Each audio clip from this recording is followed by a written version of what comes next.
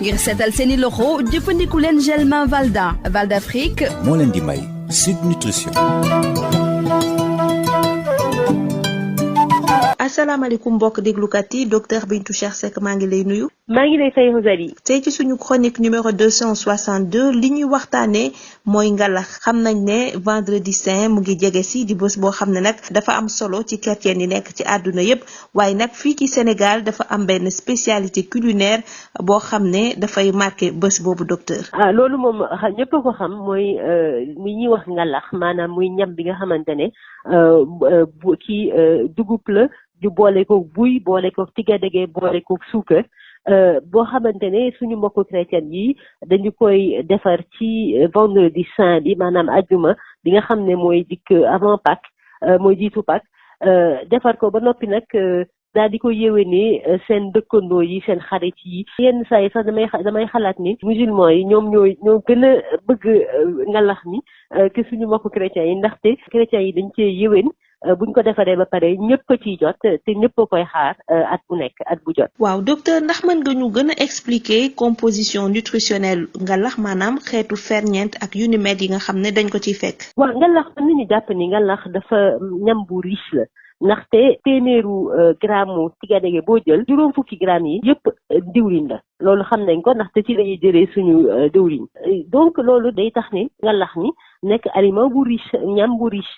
mais aussi nañ jàpp ni buy bi pëndaxu buy bi moom ci boppam aussi dafa riche parce que dafa bari suukar téeméeru gramme bu ñu jël ci buy bi am na lu ko gën a néew fanweeri gramme suukar muy 30% de sucre et en plus ñun tamit bu ñuy defar ngalax mi dañ ciy dolliwaat suukar waaye ngalax même su fekkee bari na suukar bari na graisse bari na également ay ferñeent par exemple am na vitamine yu bari mais vitamine C dañ ci gën a ràññee.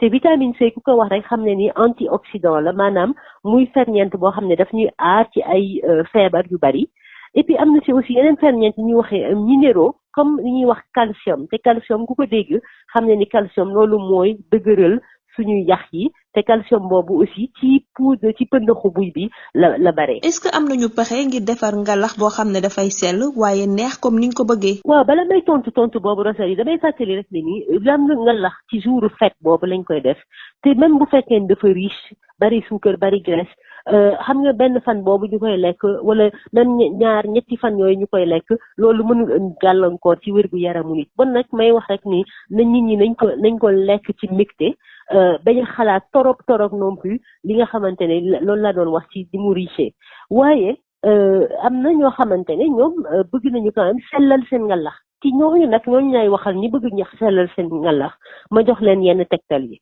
benn bi may njëkkee mooy mën nañu wàññi suukar bi ñu naroon def ci ngalax bi ñu xaaj ko ci digg bi beneen moitié boobu ñu ci waroon def ñu remplacer ko ak li ñuy wax suukaru diabétique loolu bu boobaa dina wàññi bu baax a baax ci suukar bi nekk ci ngalax bi beneen bi mooy mën nañu jël gis nga suukar si ñu dindi ko complètement ci ngalax bi def raisin sec mooy raisin bu wow daal ñëpp xam nañ dafa bari suukar ndaxte raisin ci boppam dafa bari suukar suñu dindee ndoxu raisin bi suukar bi day gën a concentré su ko defee ngalax bi du am benn suukaru fruit wu raisin moo koy suukar te loolu ma koy gën a tegtal sax ñi nga xamante ne dañu am diabète parce que ñooñu waruñu lekk suukar ci boppam waruñu lekk sucre ajouté suukar boo xam ne dañ koo dolli ci ñam yi donc boobu moom suñu mbokk diabétique yi mën na leen intéressé ñetteelu tegtal bi mooy ñi nga xamante ne dañuy dem ci boutique yi supermarché di fa jënd tigadege maanaam demuñu marché tigadege boobu mën nañu wax ne mooy tigadege industriel waaye li ci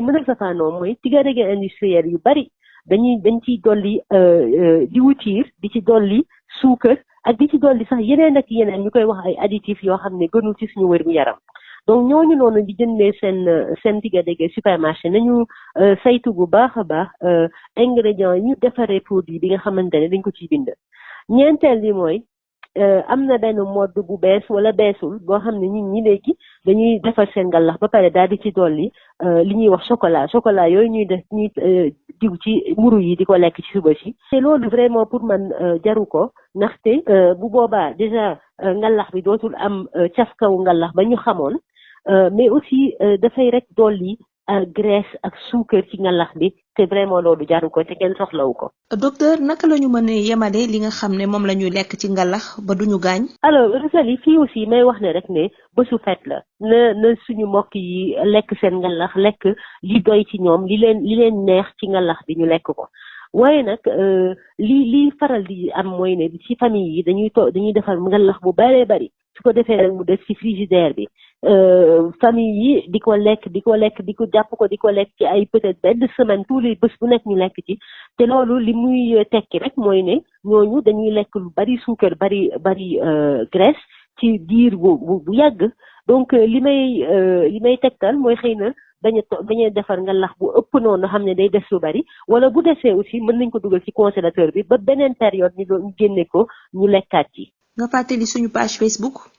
mooy Sud Nutrition ma leen di fàttali ngeen ñëw seet si ñu laaj ñu seeni laaj xam nañ ñu aussi ni boo leen amee ay thèmes yoo leen bëgg ñu waxtaanee ci Sud Nutrition ngeen wax ñu ko foofu et puis xam nañ ni aussi que am nañ suñu ay chronique vidéo ak audio ñu posté ci page bi ma ciy profité rek di wax suñu mbokku chrétien yëpp di leen nañu passé une joyeuse Pâques ci jàmm ak salaam ak ci wér gu yaram. may gërëm Val d'Afrique di la jaajëfal docteur Bintou Cheikh Seck. jërëjëf Rosalie. ngir seetal seeni loxo jëfandiku leen gel main Valda Val d'Afrique moo leen doon may Sud Nutrition.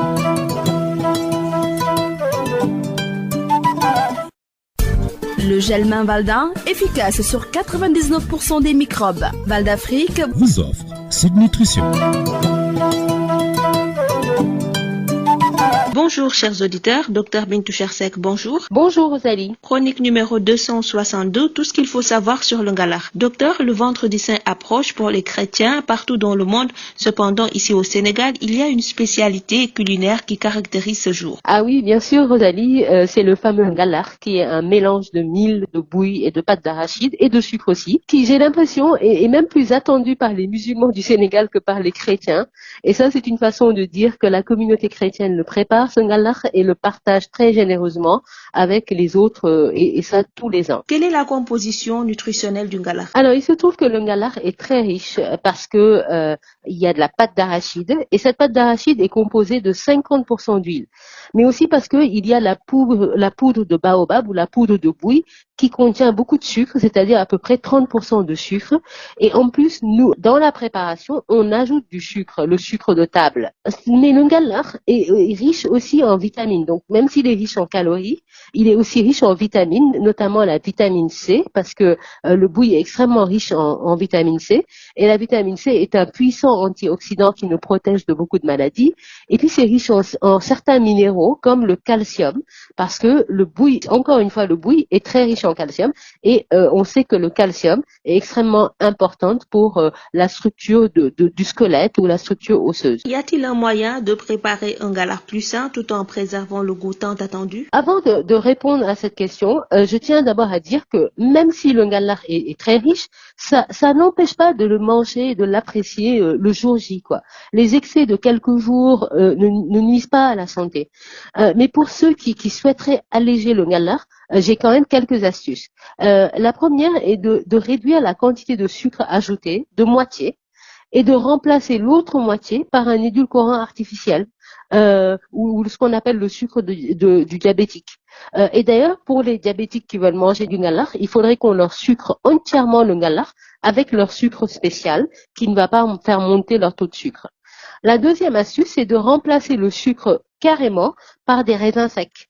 Vous savez, les raisins sont déjà très sucrés, mais quand ils sont secs, ils sont encore plus sucrés parce que le sucre est concentré, mais ce sont des fruits.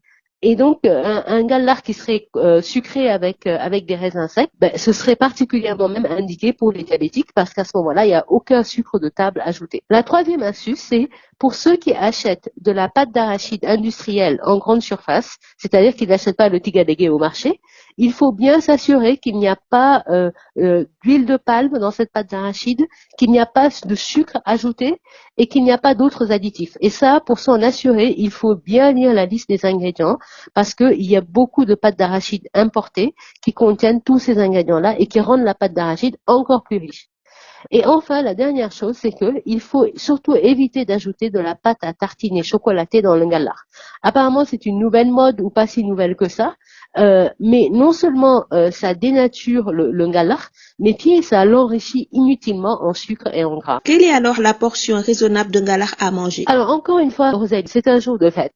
Donc que chacun mange ce qui lui convient, ce qu'il a envie de manger.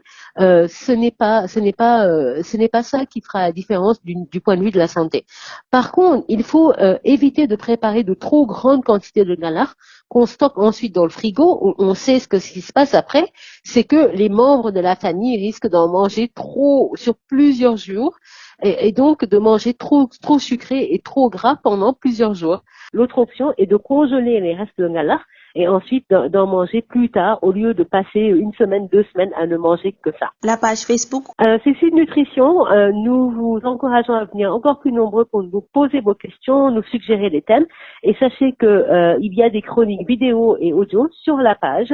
Et avant de vous quitter, je souhaite à tous nos amis chrétiens de la communauté chrétienne une excellente fête de Pâques. Merci à Val d'Afrique et à vous, Dr Bintou Chersek. Merci Rosalie. Le gel main Valda, efficace sur 99% des microbes. Val d'Afrique vous a offert Sud Nutrition.